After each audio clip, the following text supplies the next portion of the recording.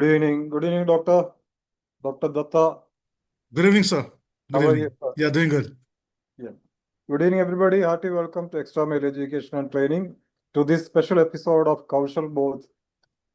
Well, it's always a pleasure to have Dr. Datta on board with us and to listen to him, especially on certain topics like Kaushal Bodh, SCOP, lots of sessions he has given to Extra Mile. So thank you so much. Behalf of everybody, I take this opportunity to thank Dr. Datta for offering this session. Without much ado, we can go ahead straight to the topic. Well, everybody knows that it is implemented. It should be implemented without any compromise. It's already mandated by CBSE for this year, but many schools or majority of the schools have not done. That's the reason we are here to help you. Dr. Datta will take you through all the modalities and activities of grade 6 to 8 based on the Kaushal Bodh. Let's put our hands to welcome Dr. Datta. Let me introduce him through a short video. Just hold on, please.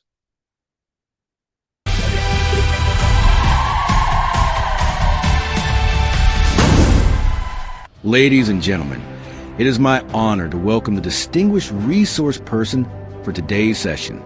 Dr. Swarup Dutta, MSc B.Ed, BHMS, is a principal of Nav Valley School, Chhatrapati Sambhaji Nagar, and a master trainer for CBSE COEs across India. A visionary educator and corporate trainer with over 2 decades of experience. He holds the distinction of being the first school principal in India to earn a Master Black Belt in Lean Six Sigma. Dr. Dutta is the founder of Mahasadaya and Budana Sadaya School Complex and has trained more than 60,000 teachers and 15,000 corporate employees worldwide. An award-winning leader, prolific author of multiple educational book series, and an international speaker, he is widely recognized for integrating quality management practices into education. His mission is clear and inspiring: to provide international standard education, especially to rural India, through his initiative Best Careers book. Hearty welcome, Dr. Swarup Dutta. Please proceed. The stage is yours.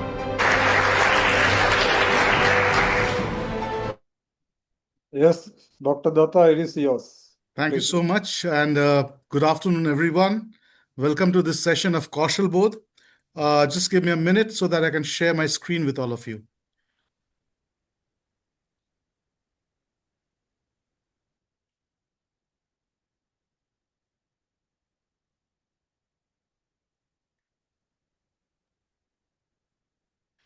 All right, so I hope my screen is visible to everyone.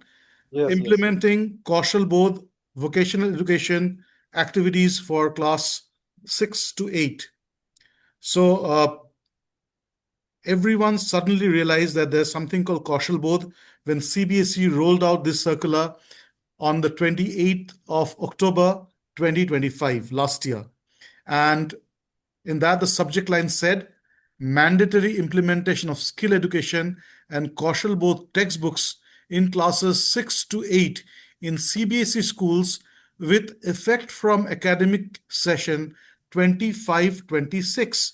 That means immediate implementation, which became a very difficult task for most of the schools because implementing or integrating Kaushal Bodh in the middle of an academic session when the timetable has already been made was almost a near impossible task. So many of the schools wanted some respite, rang up the regional offices to get some consolence that okay, we will be able to do it from next year also.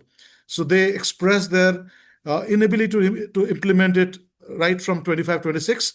Now this is going to be 26-27, the next academic year, and now it is definitely going to be mandatory.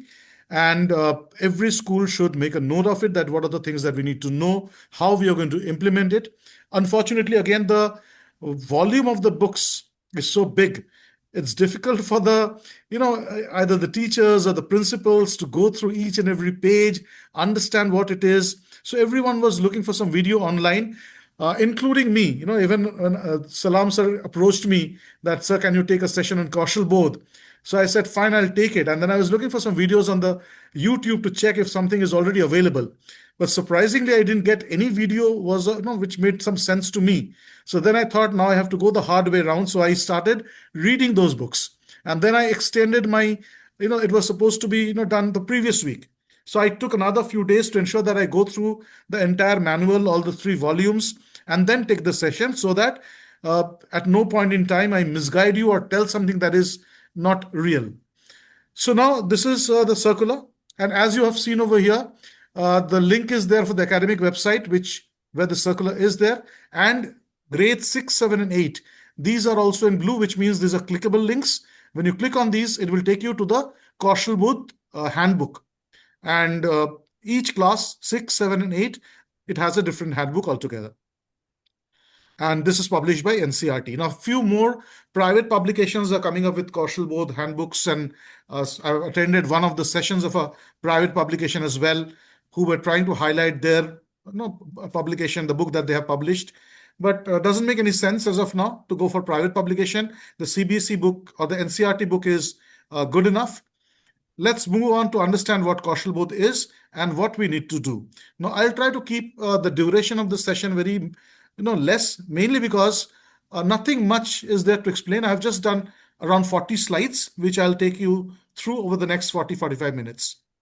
And if you have doubts later on, you can clear your doubts by asking questions. So first is the National Education Policy and Visions. So everything that is happening after 2020 is based on National Education Policy. So whatever the NEP rolled out during that time, phase-wise it is getting implemented. And we were well aware when the NEP was rolled out. And I told it in my session that I conducted on behalf of COE Pune on the CBSE academic YouTube channel, that this will take quite a few years to get implemented. So we are seeing every year something new is coming up. So the system of education in the country that is rooted in Indian ethos, while at the same time preparing students to constructively engage with prospects and challenges of the 21st century. In simple words, NEP is repeatedly talking about being rooted in Indian ethos. The Indianness of the child has to be awakened and nurtured. That's one thing that we need to understand. That's what NEP is talking about, apart from other things that NEP talks about, which we have already heard about. Next is NCF SE 2023, the National Curriculum Framework for School Education.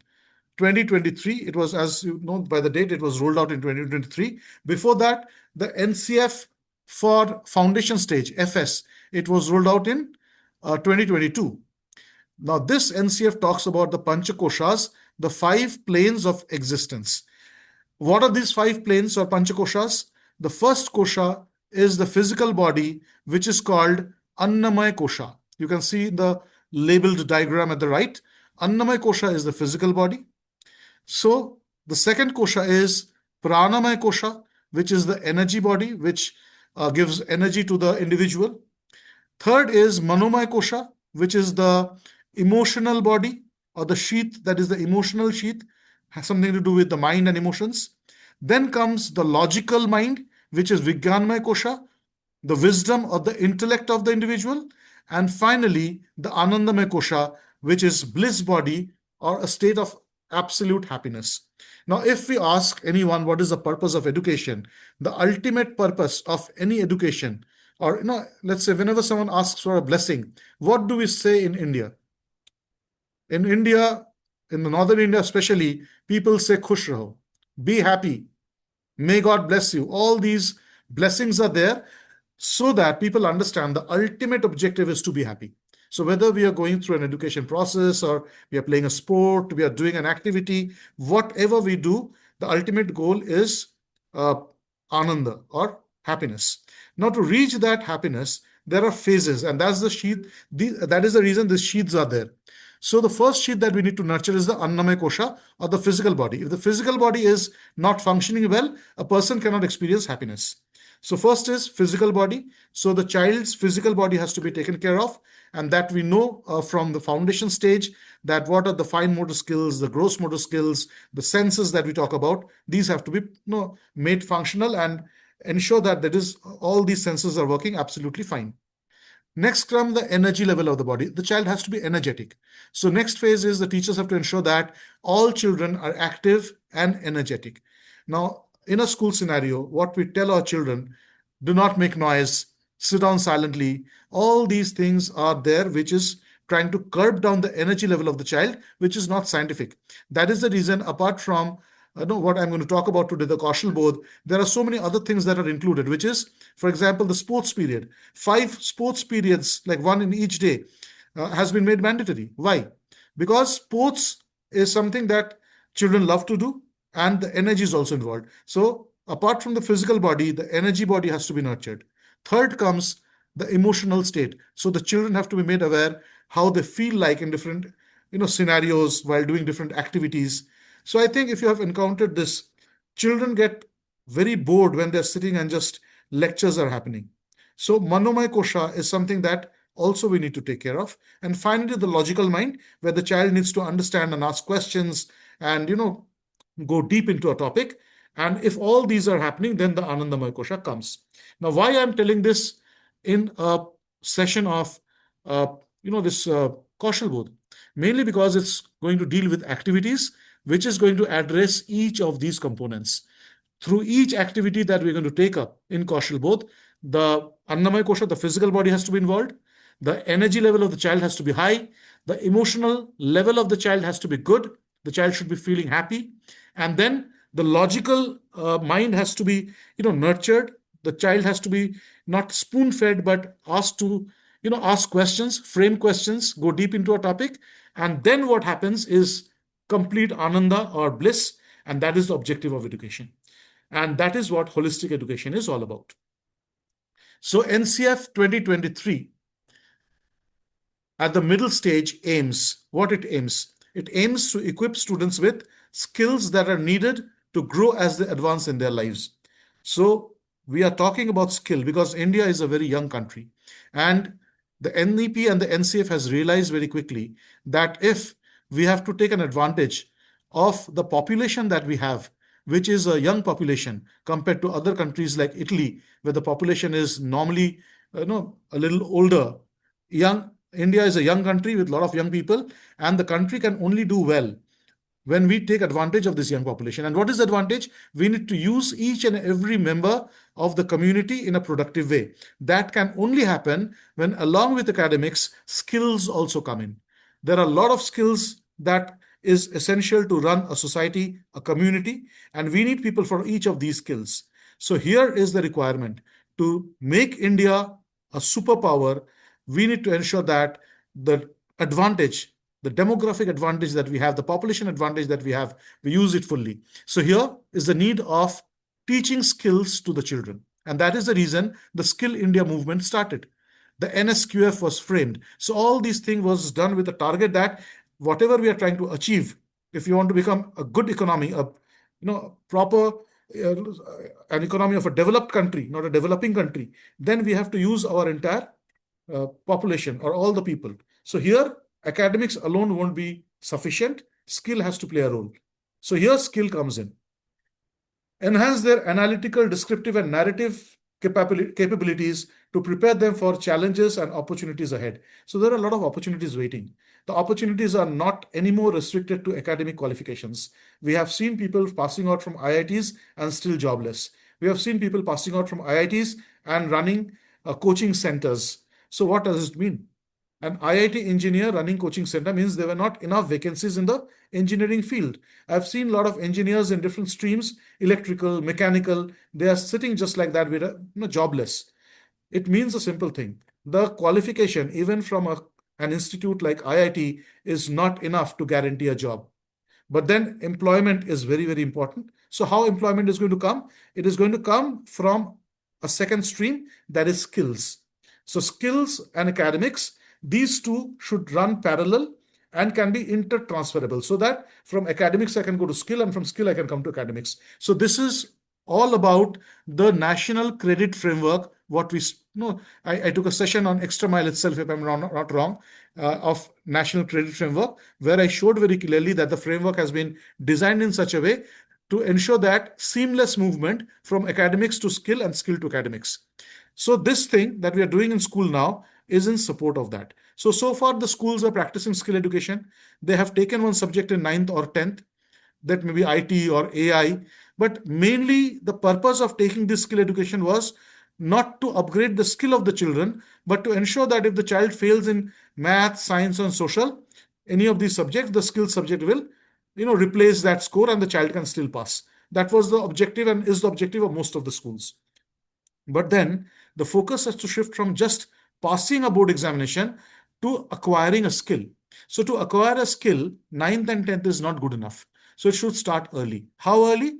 So far it was going on only from 9th and 10th in the board exam. Now they have told that we are making it mandatory from 6th itself. So start teaching the skill from 6th. So they have to develop their analytical skill, be ready for the opportunities that they're waiting. It's waiting in the outside world.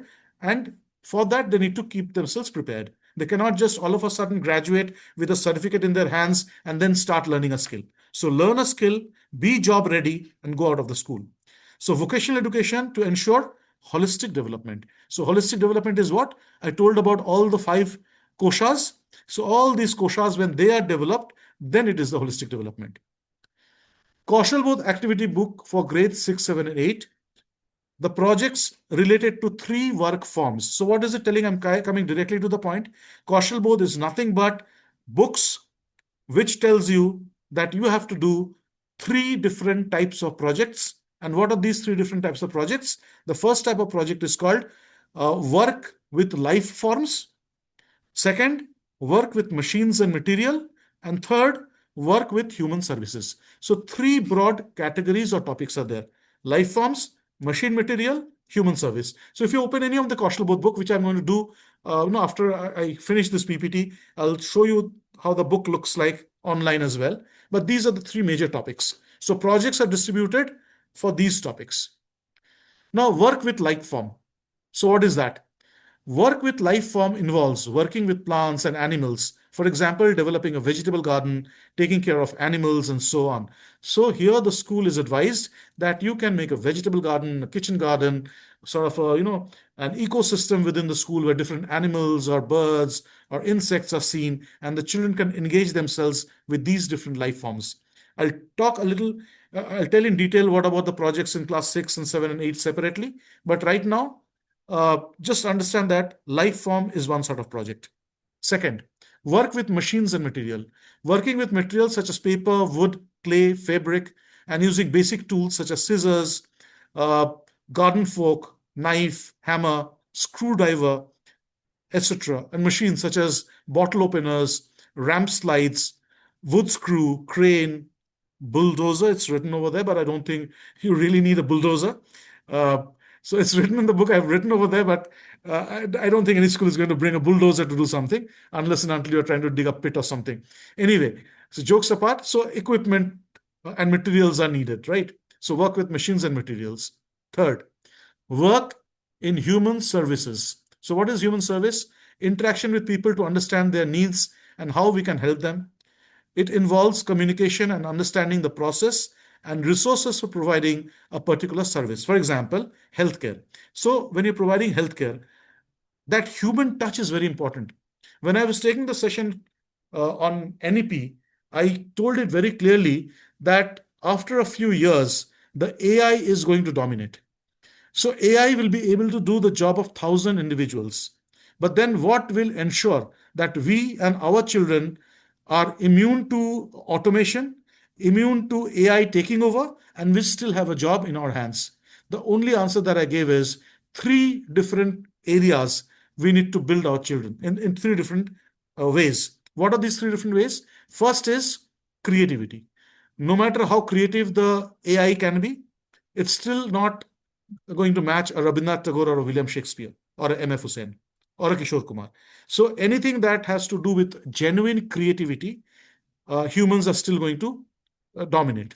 Second is the things that are not routine and not repetitive happens all of a sudden, emergency work, plumbing, electrical fuses going off, repairing of the AC.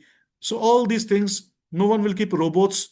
When my AC will go bad, it will repair. No one's going to keep a report for that. Humans will still be needed. And the third and the most important thing, where human to human touch is important.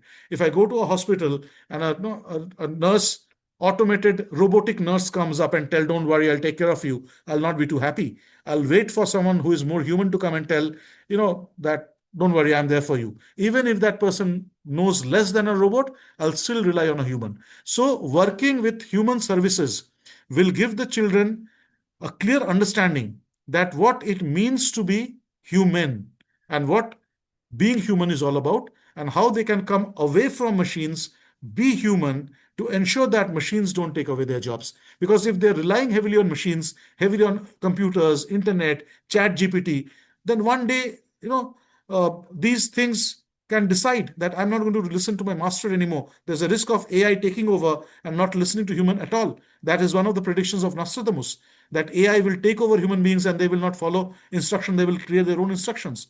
But only place where they cannot replace human is, again, creativity, emergency services, and this one, where human touch is involved. So social service, education, food service, community service, these are the things that children need to learn, not just for the sake of learning, not just for the sake of project, but to make them immune from losing their jobs.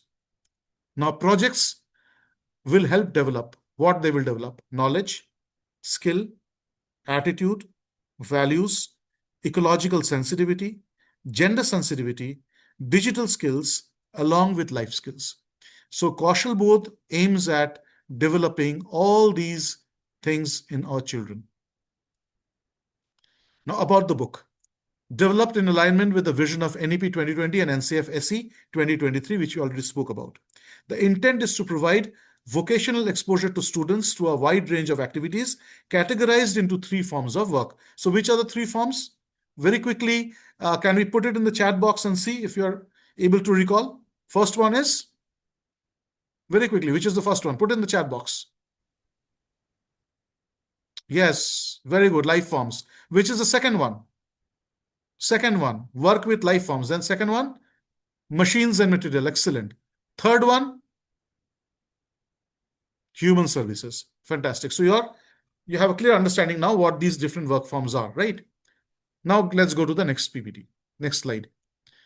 Now what the students are expected to take up 9 projects across the grades 6 to 8. That means what? 3 projects in 6, 3 projects in 7, 3 projects in 8. So every year they're going to take 3 projects. Which 3 projects?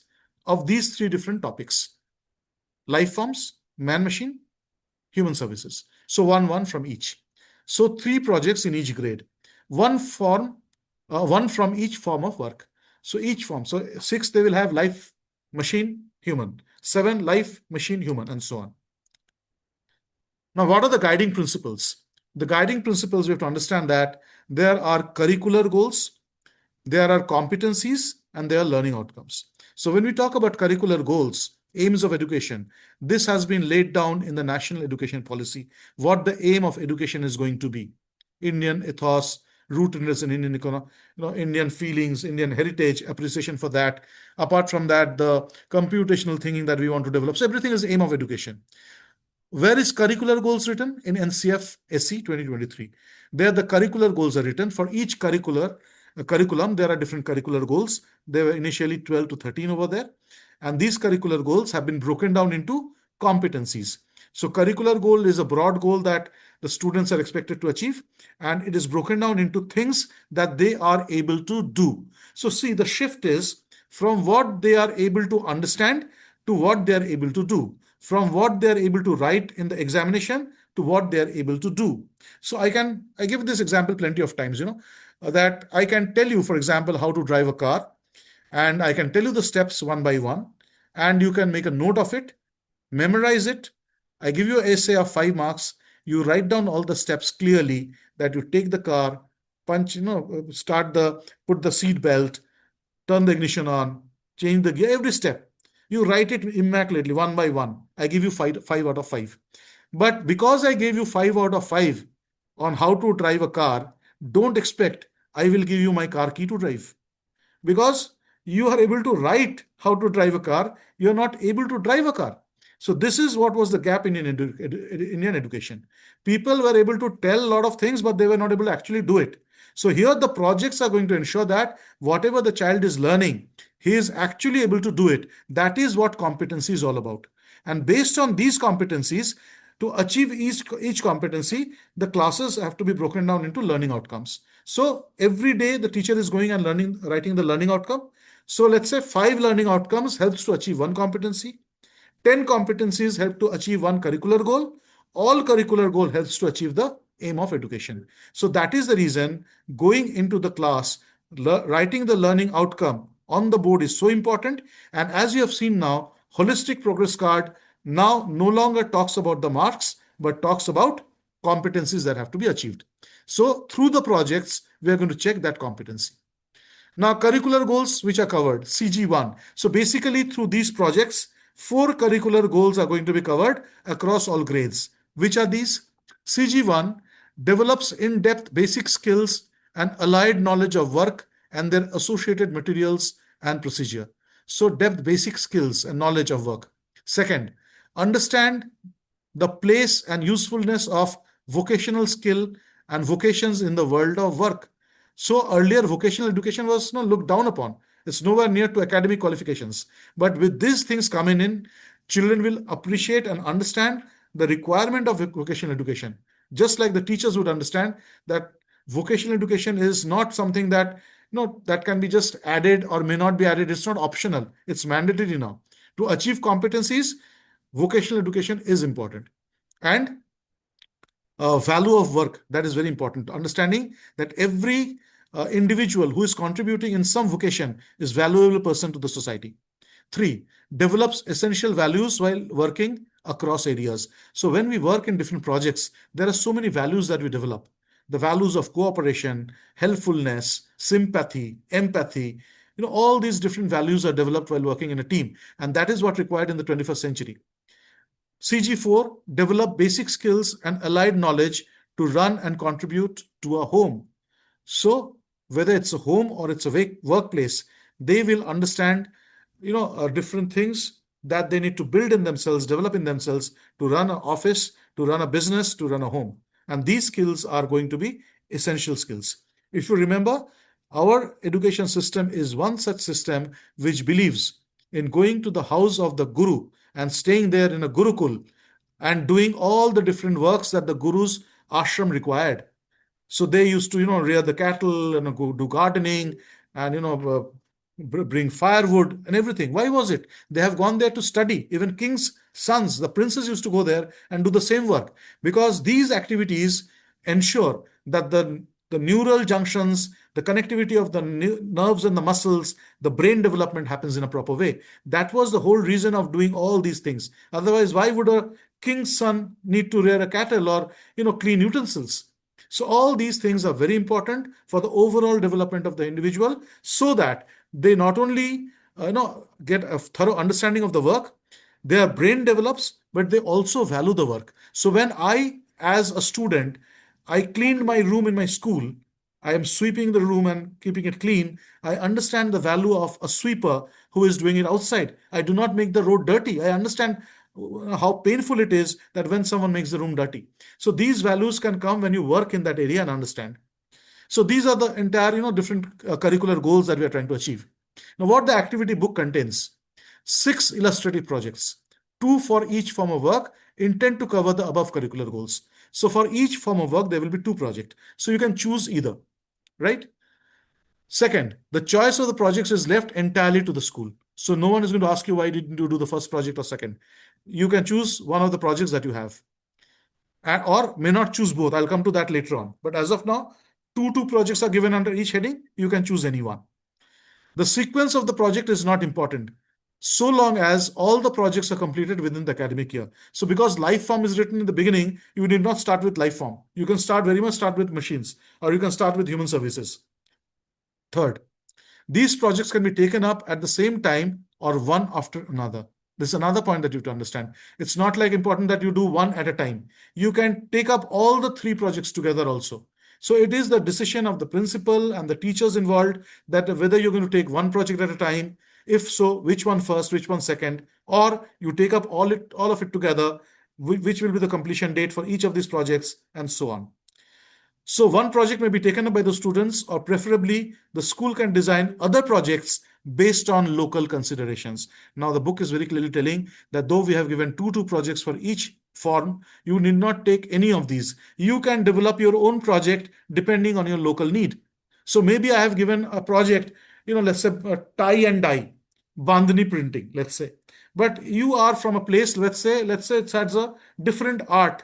Let's say in Kolhapur, you have Kolhapuri chappal. You want to make Kolhapuri chappal as a project. How to make a Kolhapuri chappal? Absolutely acceptable.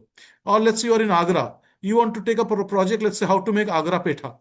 That can be also one of the machine and material thing that you want to make Agra petha, which is so famous. So Agra leather industry is famous. So every place, Darjeeling, the tea industry is famous. So all these places where you have certain local craft that you want your children to learn, you can select a completely different project, not any of these two at all. That is the choice of the principal and the teacher, as I said. The NCF SE 2023 and indeed this activity book encourages school to select projects based on local considerations and availability of resources. So NCF, NEP, Kaushal Bodh, every book talks about choose a project relevant to your local place. If we want to develop Indianness, we have to start from the locality that we are in. So be local and think global. That is what we talk about, right? So if we are living in a place where there's a local craft, promote that instead of promoting something that is already there in the NCERT book. So the illustrative projects for class 6 are. So let's see what these projects are that are given in the book. And if you want, you can do these or choose another one, right? So for class 6, work for like form has school kitchen garden. Easy to make. All descriptions are given. I'll show you also how it is written in the book. But first, let's understand the projects that are there. Project 1 is school kitchen garden. Project 2 is biodiversity register. Work with machines and material. One is maker skill. Second project is animation and games. Part 3, work in human service. Project is school museum. Project 6 is fireless cooking or cooking without fire. So you can choose one of these, make it 3 or maybe 2 from here, 1 from outside, 3 completely from outside, your choice. Class 7. Project 1, plant nursery. Project 2, school habitat garden. Machines and materials, tie and dye. Project 4, AI assistant. Human services, story time with puppets. Project 6, family health handbook. What are the projects of class 8? Class 8, hydroponics, growing plants without soil.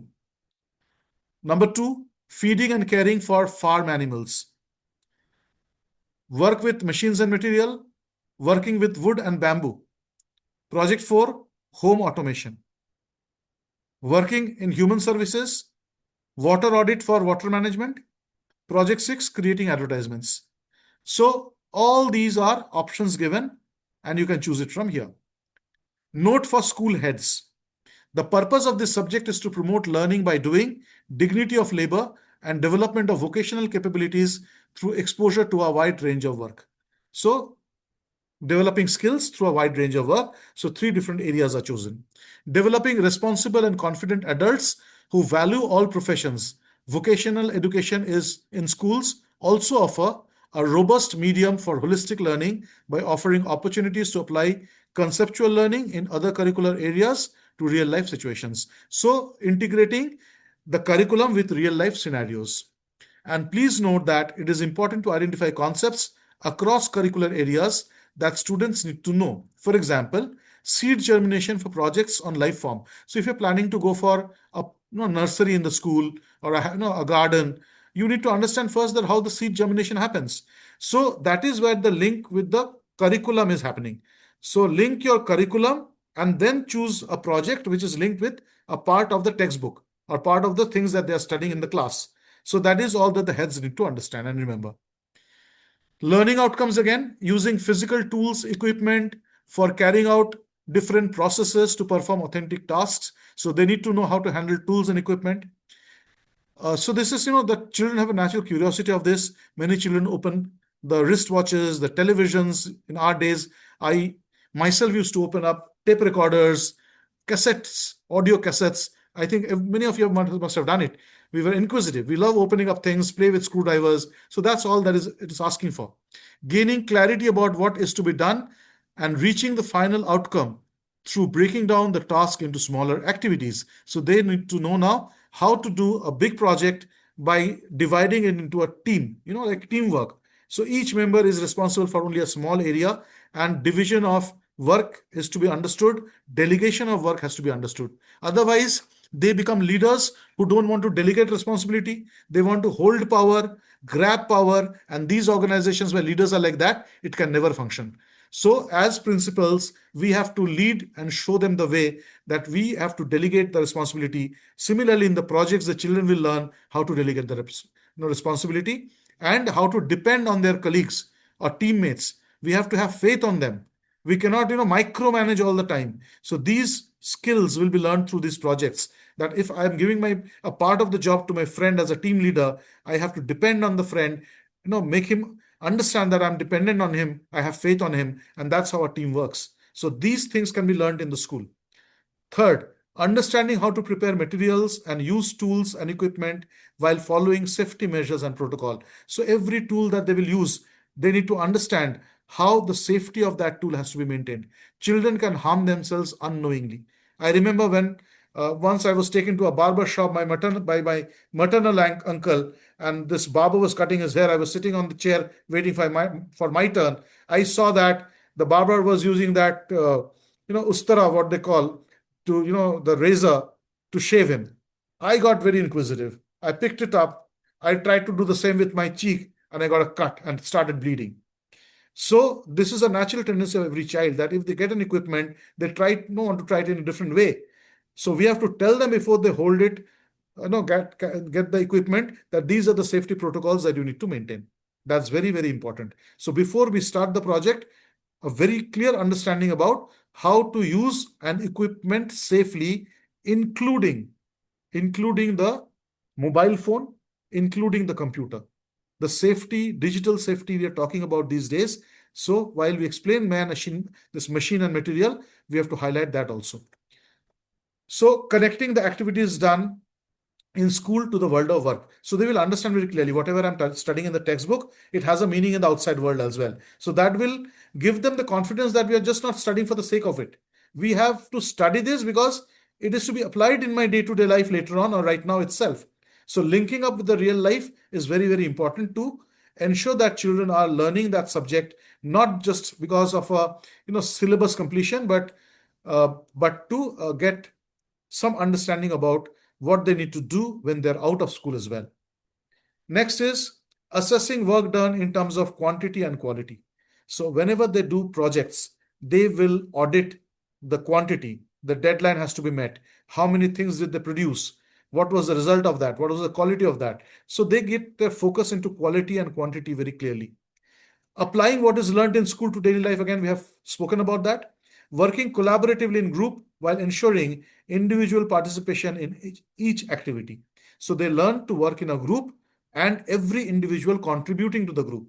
Even in team activities, we have seen at times when we arrange team presentations, if it's a team of 5, only the leader speaks, or maybe 1 or 2 children speaks, others stands silently during the presentation. Even in teachers training, you must have seen the same thing happening. Many teachers, when they go for presentation, only 2 people speak, others keep quiet. So we have to remember that when there's a project, when there was a presentation, every member should pitch in. Every member should participate. That is what a team is. Pedagogy and assessment. So the project comprises a set of activities that are generally expected to be completed in a group or individually as required. So it again depends on the teacher. Are you giving the project for a group project or individual project? But I have a recommendation or suggestion, I would say, that in case you are giving a group project, make sure children are not misusing that opportunity to do something else, because they will meet outside the school in groups, and the parents will be told that they are going for a project, and if they do something that is not sort of a part of the school discipline or home discipline, then the blame will come on the school again. So I would strongly advise that when you're giving a group project, make sure that they do the project in the school itself. If they need to connect at all, they can connect in the school, discuss, and then do individually what they have to do back at home. So meeting in school, talking in school, getting the work done at home is fine. Even if they need to assemble something, let that assembling work happen in school instead of telling them to go to someone's house and do it. So these are the things I would think you should take care of. Then group projects are perfectly fine. And make sure that the group project has clear-cut designations, a group leader, a timekeeper, a conflict manager. Different positions can be created so that the group has every designation in place and operates in a smooth way. If there is no designation done by the teacher, the group can fall apart and a lot of quarrels and arguments can happen, which is going to be counterproductive. So they need to learn that also, the team dynamics. So in any team formation, there are 4 stages. I think you are aware of that. First is the forming of the team. So when everyone meets each other, the team members greet each other. It's called the honeymooning period of the team. After that, immediately after forming comes the storming period. So after that, when it is over, people start fighting and clashing with each other for what is my job, what is your job. Storming period will come. Then after the storming comes the norming period. So norming period, you name them, that this is your job, this is your. Don't go into each other's domain. And once the norming is done, the 4th stage is called performing, where the performance goes up. And finally, after the project is over, it's called the adjourning phase, where you dissolve the group and a new group can be formed for a different project. So every team in the world, whether it's a school or it's a corporate world, works in the same way. So norming is a very important process. So help the team to have norms in place, positions in place. An individual project, again, you need to tell it how to do, safety measures, and the rubrics. Now, resources for projects, example, tools, equipment, materials, use of workspaces, etc. The resource persons are master instructors like mechanics, farmer, craftsperson, artisan, persons working in technology, and experts in the field must be drawn from the community. So if you see as a school setup, a person who is weaving this basket using these natural fibers, he is called in the school and the children are observing him. So people like him, the carpenters, the cobblers, the farmers, the IT experts, the AC mechanics, anyone can be called in the school. And these activities can be conducted as a part of the project. You can even conduct these activities as a part of your 10 bagless days. So even if you give 3 bagless days to each project to ensure that these artisans come, teach them the job, then also you are integrating 2 different things. What the bagless day is supposed to be, what Kaushal Bodh is supposed to be, you merge it together, give the exposure, and carry on the project. So this is just an idea that I'm floating across. How you do it, again, is your call. Exposure visits and interaction with professionals are built into the project to enable students to observe and understand work in real settings. Take them to the hospital, take them to a center where, let's say, cloth manufacturing is happening. Take them to a place where this tying and dyeing is happening. So wherever it's happening in a large scale, take them and let them understand and experience. From here, they will get an idea what I want to become when I grow up. Everyone is running towards engineering and medicine. The field is already super saturated. So right now we need to give the right exposure to the children to make them understand that what are the different vocations and where they can go and contribute. So in a vocation alone, there are different fields. It's not only the craftsman, it's the raw material supplying, it's the trading, everything is involved, right? The finished product marketing. So you can be a marketing part, you can be a sales part, you can be an advertisement part, you can be procuring of the raw material part. So in one project, they get to know so many different things that they can choose any of these as their future profession also. So that is the reason giving a complete understanding of the vocation is so important. Not just do it like a project that they have to do in school. Always when you are doing a project, I would recommend the principal or the teacher has to take up the job role of a CEO, MD, or chairman of a company. That if you were the chairman, how you would have loved the things to move. That way you have to go. Next, what is the time allocated then? So this is again $1 billion question. That how much time to give, how to include that in our timetable is written very clearly. 110 hours or 165 periods in one academic year. So any idea how many weeks we work in a month? Like in a month, there's a 4 weeks. How many weeks we work in total in schools? Let's see if you can put it in the chat box. How many weeks in total? You can leave the examination days, you can leave the summer vacation, different vacations. How many weeks we actually work? Any number coming up in the chat box? Let's see. 26? No. Yes. If you say 36 weeks around, that's fine. Azaruddin. So 36, 38, 40. Why I'm telling 40? Normally in schools, we work for 10 months. So 10 months is equal to 10 into 4. 4 weeks. 40 weeks. So 40 weeks, divide 165 periods by 40 weeks. How many periods in a week? Again, let's have the number now. How many periods in a week? If 165 periods are there and 40 weeks are there, so what is 165 divided by 40? 165 divided by 40 is 4. Yes. So you have reached the correct number now. So 4 or 5 periods in a week. So what is the suggestion? So suggestion is these periods may be distributed across the week as 2 blocks of 2 periods on weekdays. Monday, 2 periods, Wednesday, 2 periods. So 2 blocks of 2 periods each. 4 periods done and 1 period on Saturday. 5 periods in a week. So now teachers understand this thing very clearly. We have to reassign the number of periods per subject now when the academic year is about to begin. So 5 periods now will go to Kaushal Bodh. Now, where will you reduce the lessons from? Right? 4 or 5 period. So someone has written 4 period. It's 2 blocks of 2 periods and 1 Saturday. So 5 periods, 4 to 5 periods you have to give. So where are you going to carve out these 4 periods from? So you have to take maybe 1 period from English, 1 period from science, 1 period from social. So 3 periods, right? And 1 period maybe from any other subject that you want. Now, when you're taking that thing away, what you have to ensure? You have to ensure that the child, though it is going into a Kaushal Bodh period, but the child does not miss out on the syllabus.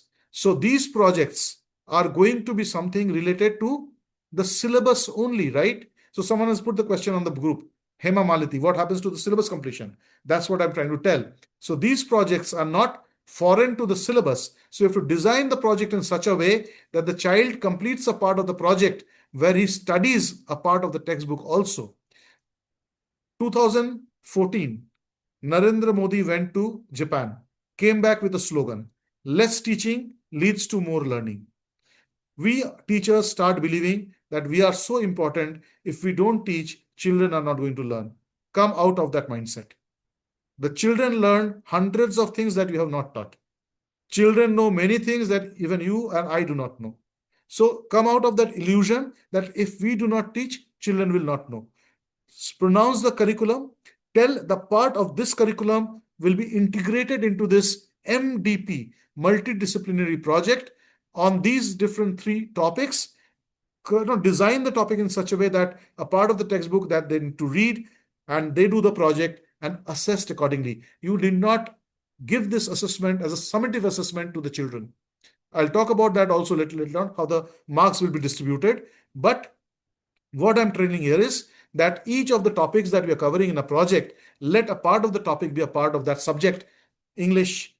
So when they're writing something, presenting something, they're writing a report, they're making a presentation, English can easily fit in over there and you can assess that. A part of the scientific inquiry that goes in can be science. A part of the travel that they plan can be geography or history, anything. They go do a research, that can be a part of that. And mathematics. So whichever subject is it, you can include that, right? So each project is expected to be completed in about 30 hours, approximately 55 periods of 40 minutes each. So 55 into 3 is 165. So each project should be given 55 periods and 3 different forms. So it makes 165. Total number of hours is 110. Now, next one. So focus on the project. The focus for the project must be creativity and demonstration skill and the process of doing rather than the product or outcome. So here, the product is not important, the process is important. So you have to design the rubrics of the project in such a way that the process is getting evaluated, not the ultimate finished product. And you have to check for creativity check for demonstration skill and the process of doing rather than the product, as I said. Working in groups and observing people with expertise is important to foster an appreciation for teamwork, creativity, sensitivity, persistence, and other important values related to work. So, working in groups and observing people. So, when people are doing the work, the artisans, the craftsmen, the experts are called from different fields, or the children are taken to their place. When they observe, what it develops, as I said, it develops teamwork, creativity, sensitivity, persistence, and it brings in a lot of values that 100 classes cannot complete. So through these projects, each of these periods that you are involving in a project, and if you do it in a proper way, each class is going to be equal to 10 classes that we take orally. Oral lectures has no value. This is going to be more valuable. Student must be active throughout as they take up activities that are directly connected to the real life and the world of work. They must be able to integrate learning from other curricular areas into projects. So they need to learn what? Not only the project that they're doing, they need to learn how a curricular area has been brought and implemented as a project. So that learning is important. This term is called metacognition. Learning how to learn, thinking how to think. So metacognition is very, very important when they're doing a project, and the teacher should promote metacognition by asking questions like this. So what do you understand from this project? So which part of your curriculum you were able to integrate?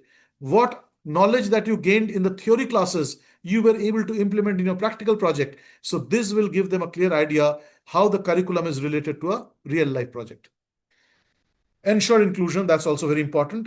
NEP and NCF talks about inclusive education, 100% participation, free from all bias, gender or social.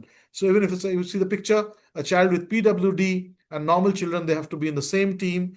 Even if this picture that you see over here at the bottom, one child is blind and his friends are helping him to participate in a particular reading project maybe. So these are the things that we need to understand. Be sensitive towards participation of Divyang students. Project can be adapted or entirely different project may be developed based on the needs of the Divyang student. So it is the wisdom of the teacher and the principal or the group of teachers, I would say. So when you're deciding a project, bring in all the teachers on the table. Let them brainstorm, then decide the project, how it's going to move forward. Which part of the curriculum of that subject is to be integrated. So when everyone pitches in, the project will get a proper shape. If only one teacher is doing it, it will not be helpful.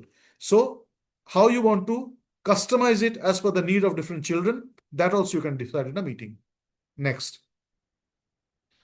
Assessment of and for learning. So assessment of learning is summative assessment. Assessment for learning is formative assessment. So it is recommended that activity book is designed to enable continuous assessment by teachers as well as self and peer assessment. So when you see the book, you will see that self-assessment is there, peer assessment is there, and continuous assessment is happening. The questions and formats for recording require students to assess their own progress, share their learning and reflections, and record their answers as they move from one activity to the next. So the workbooks are designed in such a way that when you take up a project, you solve the workbook, the NCERT workbook, you will see slowly that all these things are happening automatically. Peer assessment, self-assessment, introspection, reflection. This is automatically going to happen if you choose the projects that are given by the NCERT book. And if you have to design one, make sure you design in a similar way. Assessing the inculcation of values related to work, initiative, persistence, focus, responsibility, discipline, eye for detail, curiosity, creativity, empathy, sensitivity, and willingness to do physical work in particularly important. So check when doing the projects, it's not only if the project is done or not, are they really getting the values that we are trying to teach them through the project? So if these values are not going through, we need to rethink about what is going wrong and redo it. Students must be observed while at work to assess the same. So don't give it as a holiday homework. Don't give it as a weekend homework. Ghar mein kar lena, no. Do it then in the class. Observe them at work. Checklist and rubrics that outline specific behaviors and attitude related to work values may be developed by the teacher. When you give them the rubric, they understand what is expected from me. So this is in professional term called key performance indicator. When you join an organization, whether as a teacher or a manager or a CEO, KPI sheets are given. KPI sheet is what? KPI sheets are just rubrics. What are your performance indicator? Based on what I'm going to judge your performance. So a good organization always has key performance indicators. A good project also has clearly laid down rubrics. So rubrics are very important. You develop them. Next, assessment as learning, portfolio. Student must also maintain a portfolio in order to help them to see their own progress and record the process and products related to the project. Now, you are very well aware that in class 9th, we give this internal assessment based on 4 parameters. What are the 4 parameters? First one, pen paper test. Second one, multiple assessment. Third one, subject enrichment activity. Fourth one, portfolio. So portfolio is self-assessment, assessment as learning. So here, doing the project, they have to add the project's findings in the portfolio. And I strongly recommend please use a digital portfolio instead of a physical one, because it will be easy for the children to scan and upload it, because children are very, very tech savvy these days. And the teacher does not need to carry a load of papers to assess the portfolio. It can be just the link of the Google Drive that is shared with the teacher. The teacher goes to that Google Drive, opens up the digital portfolio, checks the things and assesses it. So it will be easier for the teacher to have a list of 40 links instead of 40 hard copies of portfolios, right? So this project has to have a portfolio. It may contain any work done by the students, including additional notes, presentation, sketches, photographs, besides those in the activity book, related to the project and products they have created. So not only the activity book, but whatever they're doing as a background work, the research that they're doing, additional notes that they're making, if they're designing something, the first rough sketch that they're making, all these things can go into the portfolio. Because portfolio is a document which makes the student think again. So assessment of learning, summative assessment will be there. Assessment for learning, formative assessment automatically will happen when you solve the workbook, and assessment as learning will happen when you are asking them to go for a portfolio. Next, how the assessment is supposed to be conducted. What are the percentage or weightage? So mode of assessment, written test can be only of 10%. So 10% written assessment you can take. Oral presentation and viva voce, 30%. Activity book, 30%. Portfolio, 10%. Teacher's observation during activities, 20%. So all these things the teacher need to maintain as a document. So when you go into the class on a daily basis and you ask the children about the oral presentation, viva voce, you are giving out of 30. Activity book, when you're checking, you're giving a marks out of 30. Portfolio, and this 30 again, it can be for each project, and then you can finally bring it down to a sort of an average, and on the report card you can give an average of all the 3 projects that they have done throughout the year. In the term 1 they have done 1 project, put the 1 project score over there, but this will be the breakup: 10%, 30, 30, 10, 20, right? And for 6, 7 and 8 in the holistic progress card, credit scores will also be awarded for vocational education. Now, what is per credit? In 6, 7 and 8, total credits are to be earned is 40. How 40? 6 subjects, 5 credits each. So 6 subjects, 5 credits each is 40 credit points. You can refer to my video on credit points in the National Credit Framework, and you can check out how the credit framework is to be done. But in the coming year, please make sure your holistic progress card has a box for credit points or credit score for each subject, and this credit can be added over there. Next, projects given in the activity book are not mandatory. So I told you earlier also, the projects in this activity book is not mandatory. You can choose any of the project that you feel based on local context.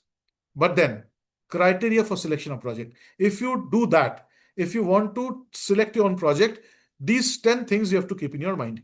So what are the 10 things? First, is the project appropriate for students of that grade? Second, does the project help students use learning from other subjects? So you are a social teacher. Check if it also involves maths, if it also involves science. So involving other subjects. Third question, is the project related to the work the students see around them? Is it something that is commonly visible around them? So that's where the local context comes in. Will the student be able to interact with persons who are expert in the work related to the project? So if you're taking up a project, tie and dye, do you have a place where you can go and show them how tying and dyeing is happening? If you're taking up a project of call center, how a call center works, do you have a call center near you that you will go and show them? So this is very important. Will the students be able to get hands-on experience? Is it possible that you can make the children get hands-on experience of that? So you're trying to, let's say, make a potter's wheel, pottery, and you do not have a potter or a potter wheel anywhere near you. No point taking that project. Will student be able to take up different kinds of activities within the project? So is the project only unidirectional, or multiple type of activities will be there? So activities, as I said, will be procuring, doing a research, problem solving, uh, trial and error, making a prototype, marketing that prototype, making it more useful, all these things, right?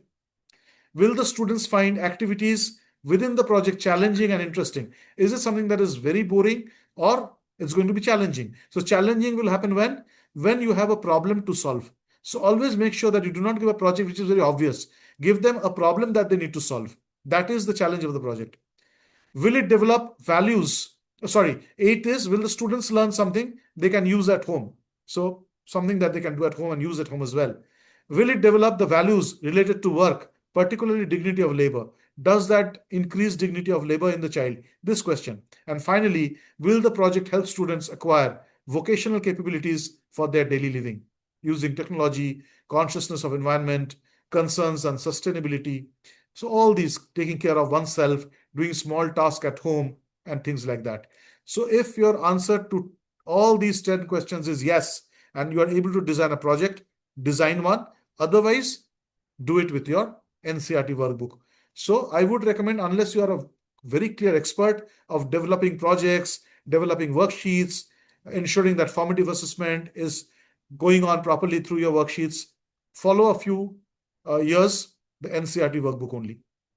Next, who will teach? Again, the moment these 5 periods, who will take these 5 periods? So existing teachers will take up this subject in the middle stage, grade 6 to 8, with the support of resource person or master instructor.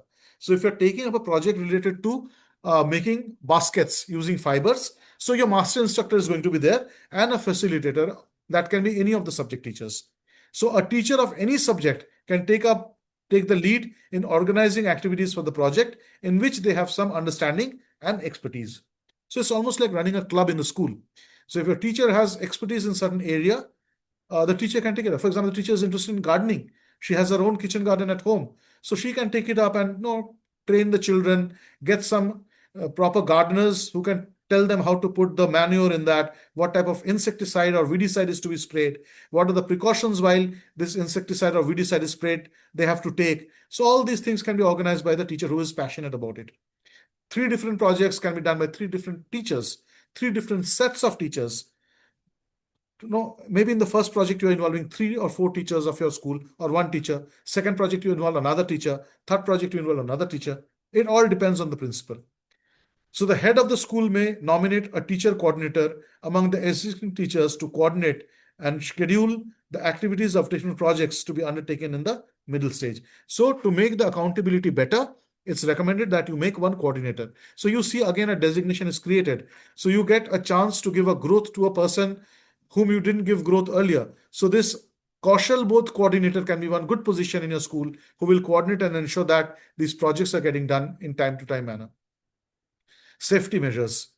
Due care must be taken to ensure safety at all times. Safety measure must be demonstrated to students, who must in turn also demonstrate their understanding of how to keep themselves and others safe. Use of certain tools, safety during field visit, internet safety or cyber safety. So when they're using a digital tool like making an AI app, AI chatbot, they need to be taught about what is a firewall, how to set up a firewall, and things that they're going to restrict. Do not click on a link that is going to be downloaded on your computer. The exe files are to be avoided.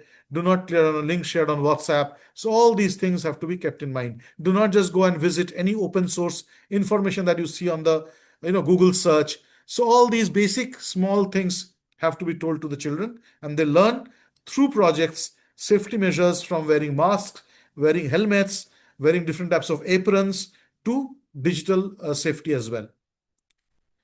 So vocational education prepares you to deal with the practical things related to daily life and understand the world of work.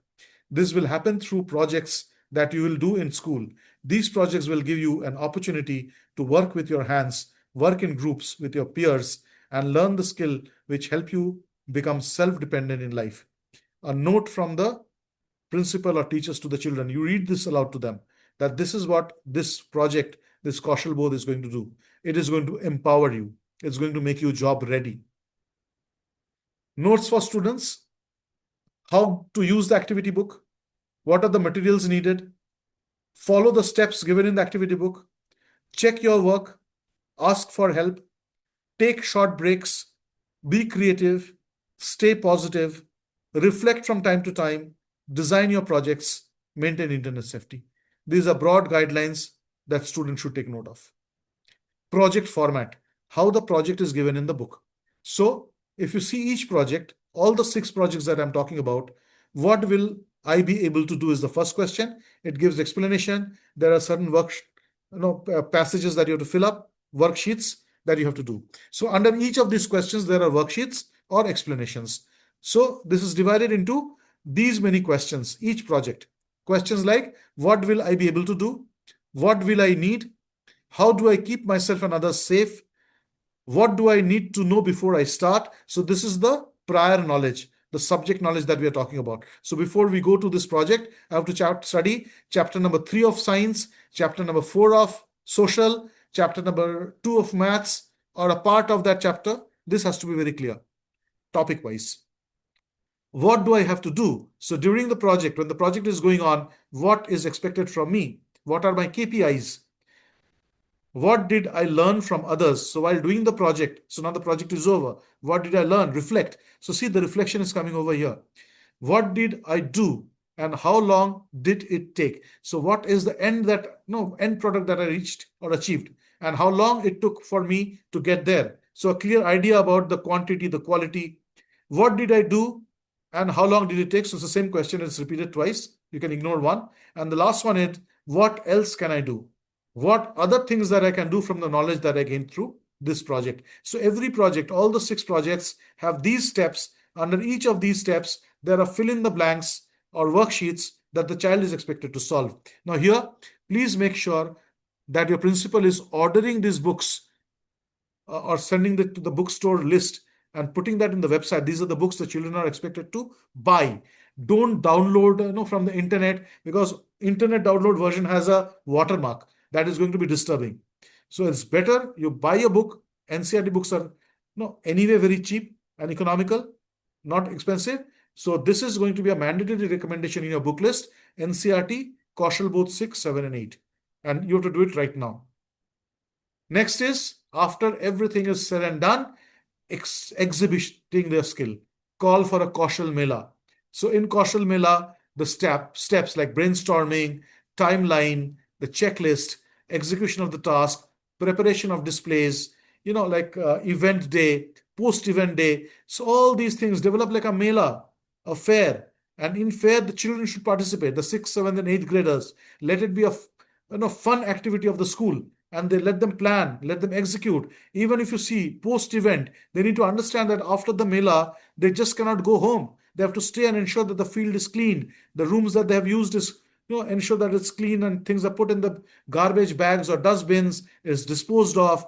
So from start to the finish, they need to understand how to execute a work from beginning to end, not give up in the middle because people have come and gone, so I don't need to take care of the cleanliness. So this is a great learning that will happen through the Kaushal Fair, and the parents are going to understand why you have taken away 4 or 5 periods from their normal subjects and given to Kaushal Bodh. Otherwise, it will come as a big complaint for the school that nothing is happening in this project days and students are not learning anything. Now, earlier they used to get 6 periods of maths. Now you're giving 5 periods. This is not acceptable. So to avoid that, please update the parents. It's highly recommended principals call a meeting, explain the parents of middle school that what is this all about, what it is expected to achieve. And one statement I think should be invariably used. This is making the children job ready. You want your child to be job ready? Do this. Theory knowledge, bahut hua. Come back to your practicality. And HPC, the competencies can be checked through this. Competency cannot be checked through written answers or summative assessments. Project template. So what is the project about? So I just read out those things out to you, right? So all these things are the same thing. I don't want to repeat this. Now, there are different annexures. What is the annexure 2? Annexure 2 is competency. So this is annexure 1. Annexure 1 is the project template. What is it? What is the project about? What will be the outcome? What is the importance of the project? For example, connect to the real world. What tools, equipment? So this is annexure 1 that needs to be filled up. Annexure 2 is competency with learning outcome. So I said learning outcome 1 and 2 is leading to competency 1.1. So performs procedures competently through required tools or equipment. LO1 of that is select tools appropriate for a specific task, use tools correctly for a complete task. So 2 learning outcomes lead to 1 competency. So this is a mapping of the learning outcome with competency. And this is a mapping with the curricular goal also. So see, CG3 is related to these many learning outcomes. CG4 is related to these learning outcome. So when we talk about curricular goal, competency and learning outcome, the teacher and the people should be very clearly aware that what is the curricular goal, which competencies are covered, and under each competency, what are the learning outcomes I'm going to cover in the class. Annexure 3.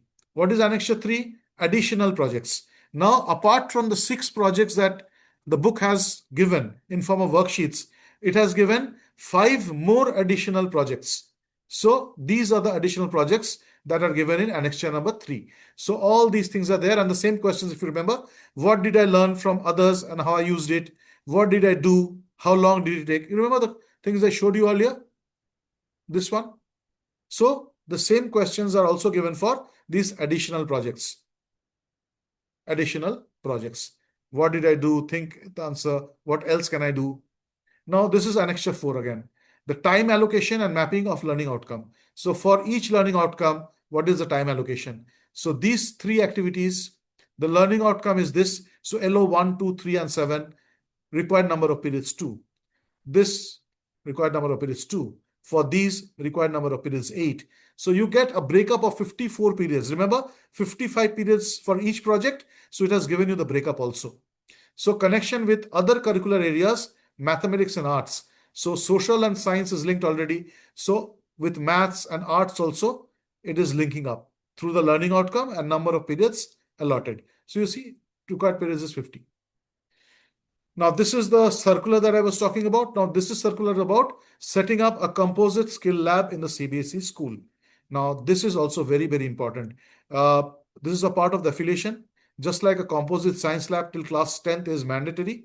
So all schools which are going to apply for fresh affiliation, apart from the composite science lab, they need to have a composite skill lab also in place. Now, what is the composite skill lab? How big it should be? What are the equipment that are supposed to be there? So this is something that you need to understand. So this is how a composite science lab will look like. You have 2 options. The option is one composite skill lab of 600 square feet for class 6 to 12, or 2 separate labs, 400 square feet each, one for class 6 to 10, the other for 11th and 12th. So if your school is a senior secondary school, a 600 square feet, I think, is more logical than having 2 400 square feet rooms, but only and only if you do not have a 600 square feet area, you have 2 smaller rooms of 400 square feet, you can use it that way, right? So 2 rooms are required 400 square feet or 1 room of 600 square feet. These labs should be equipped with appropriate tools, equipment, and machinery to support hands-on, skill-based, and project-oriented learning across disciplines. Now, it depends on what project you choose and what equipment you should procure. There are a lot of companies will come and try to dump sell the lab to you. A lot of equipment that you may never need. Be very mindful and buy these things, because once CBSE comes up with the circular, there are so many sellers who line up to sell different things to you and take an advantage of your ignorance. So if you are deciding which project has to be done, what are the equipment needed, planning is done, you procure only those equipment. Few equipment that you can keep in your lab is, for example, a 3D printer, which is going to be very, very helpful in case you need to develop something that is not available in the market. nothing like a 3D printer. So this small, a few things, soldering rods. So few things like that you can have in general, and others you can plan out. Not that whatever, let's say XYZ company is coming and trying to sell you, you have to buy. And implementation timeline, we have already spoken about it, but then implementation timeline of this composite lab. So you're asking like, for example, my school is already affiliated and we don't have a composite lab. So how much time is given to us to do that? So this circular was issued in 2024. So 24 onwards, but no one noticed. As I told you that some circulars come, no one takes a note because time buffer is given. So that time when it came in 2024, the buffer was given. If you search in Google CBSE circular on mandatory composite skill lab, you'll get this circular. But very few school observed and did it. But then what they did that time, 2024, they said that those who are applying for fresh affiliation, do it and then apply. For those schools who already have the affiliation in place, do it within 3 years from the publication of this circular. So it was 2024, 25, 26, 27. So you still have this year and the next year. But by next year, you have to compulsorily do it. So keep that in mind and always try to do it well in advance, because if you're implementing Kaushal Bodh this year, why not have a lab? And I think this is the best time to talk to the management and develop an area which you can use. Otherwise, once it is in practice, they will be reluctant to do it. So this is again something very important. So with this, I come to the end of Kaushal Bodh. And like if you have any question, you can ask me. This is a link that I'm sharing with you. You can take a picture of this. It's a link to join my community where I share a lot of information about CBSE from time to time. Some YouTube videos that I make. It can be some video on storytelling, spirituality, and other things. And that is the reason I'm able to give this in this session, because there is absolutely no conflict of interest with Extra Mile. What Extra Mile does, Extra Mile is a thoroughly webinar platform where a lot of academic webinars are there, but mine is more of overall teacher knowledge, I would say that way. Sometimes 5 minutes videos also shared. So you can use this link to join my community and be connected with me. And now I'll just stop this sharing. Give me a moment for that. And I'll share with you the entire screen to show you one of the books also. So let me just come out of this.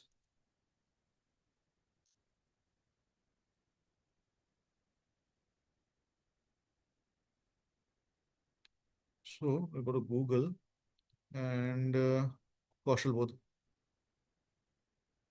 So see, this is the Kaushal Bodh book of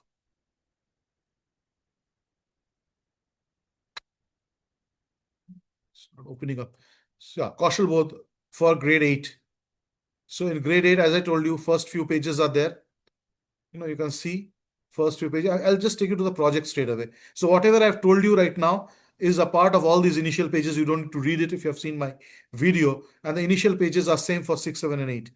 No difference. Now initial pages are over. So I showed you this also, the weightage of marks. And then how to use the activity book. And now let's go to straight away. So there are a lot of preambles and all this. So work with life forms. So part 1. So if you go to life forms, it talks about, let's say hydroponics. Remember in class 8, hydroponics was a topic. It gives you the project the way it should be moving. And the same questions you will see. So project, how is to be done, the theoretical knowledge. It gives you the know-how. Now, what will I be able to do? It tells you what you are able to do. What will I need? It talks about the equipment that you need. All these things are given in pictorial form. How do I keep myself and others safe? So safety measures are given over here. What do I need to know before I start? So theoretical knowledge that is required is given over here. Condition for plant growth, how they are fulfilled when the plant is in soil. So all these things are there in detail. Did you know is there? And you see everywhere they're putting some worksheets, record of observation. So, and these fill up this space is given to fill up this worksheet as well. What do I have to do? Again, different things explained to the child. Did you know? Pieces of information shared with him. So information, list of things, worksheets, all are included together, like these things.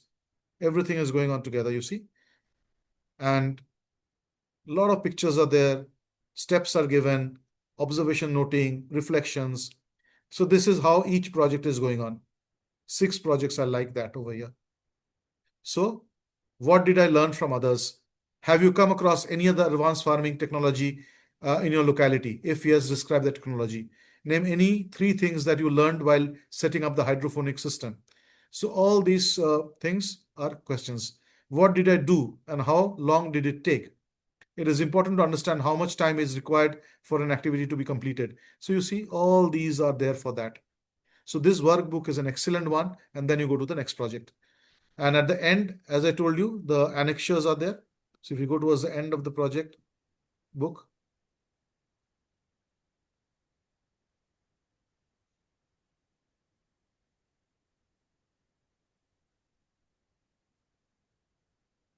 so these are, just scroll up a little bit, it's getting stuck. But then as I'm showing you this is allocation of mapping of learning outcome that I already showed you as an annexure, if you remember. See, I showed this to you on the screen. Learning outcome, how many periods it will take. These annexures are there at the end of the book. So the entire book has some, initial introductory pages, 6 projects, 2 for each form, additional projects that are recommended. So I'm going to scroll up to those additional projects. So I'll show it to how it is there.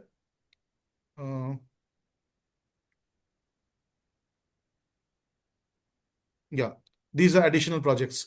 So apart from the normal ones, you can see these are additional projects that are already there.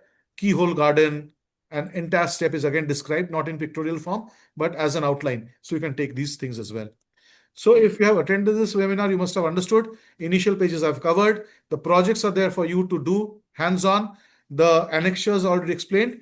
And now it's going to be a cakewalk for you. And I've also explained how much time to give, who is going to teach. So everything should be crystal clear. But still, if you have any question, I'm leaving the stage open. You can ask me.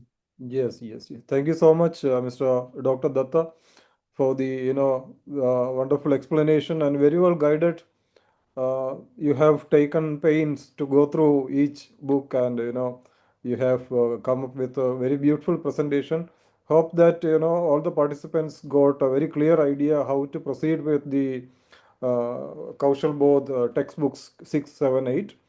Sir has spoken about the 3 projects: life project, machine project, and human service projects and all. And all such activities are taking place in schools.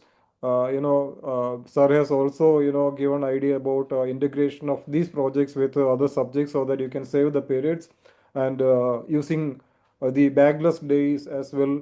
In addition to that, I also feel that you have we all schools have different clubs. You can assign this task to the clubs. We have a cookery club, or eco club, or garden, kitchen garden, and photography club, or all these clubs are there so that we can save time. But what needs is to have a very thorough design at the end, at the beginning of the academic year. The head of the school, along with the coordinator and other teachers, subject teachers and all, they have to design the project so that it will run very well. We can save time, we can clearly achieve the learning outcomes. So also the Kaushal Mela, you can club it with the science and mathematics exhibitions taking place at the end of the academic year or middle of the academic year. Or we can plan it in any way.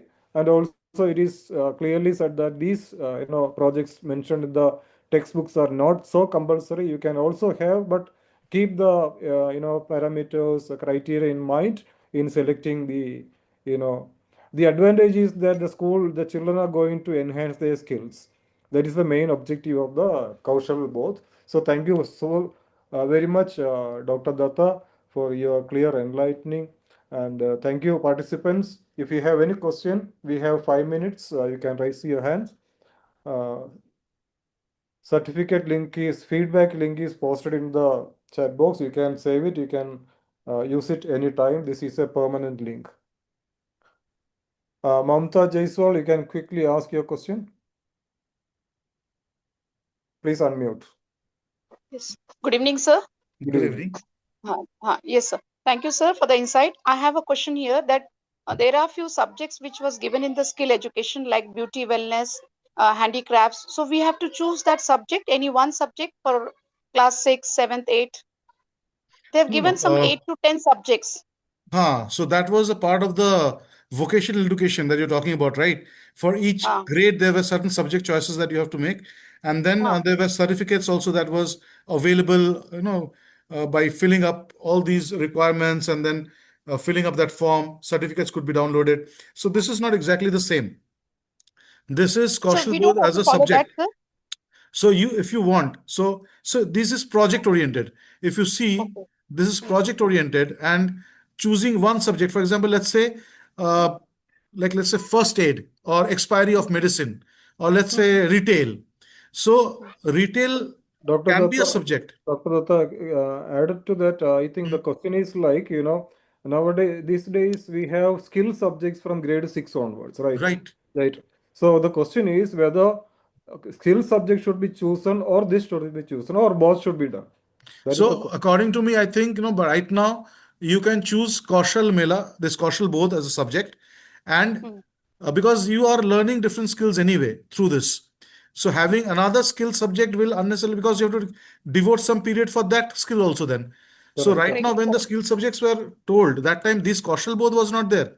Now Yes. that Hmm. Kaushal Bodh has come in, I would Okay. personally, in my school, I would ensure that we Huh. do this Kaushal Bodh, and Hmm. for the timing, leave out those things. But then, Okay.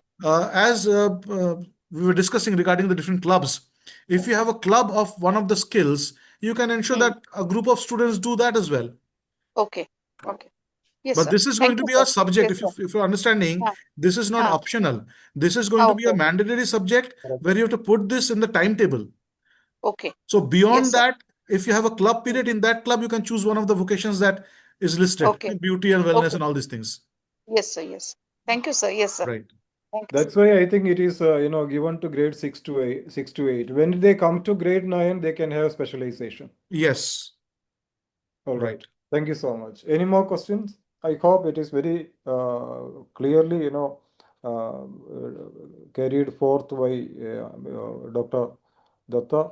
So hope implementation will be very effective, very smooth, and unless and until we sit together. So we have to put our heads together for the effective implementation of the project. Make sure that it is very well designed, and there is delegation from every side. So thank you so much once again for joining. Thank you, Dr. Datta. Thank you for the wonderful rendering. Thank you so much. Thank you, sir. Thank Bye-bye. you. Thank you, everybody. Thank you. Bye. Thank you.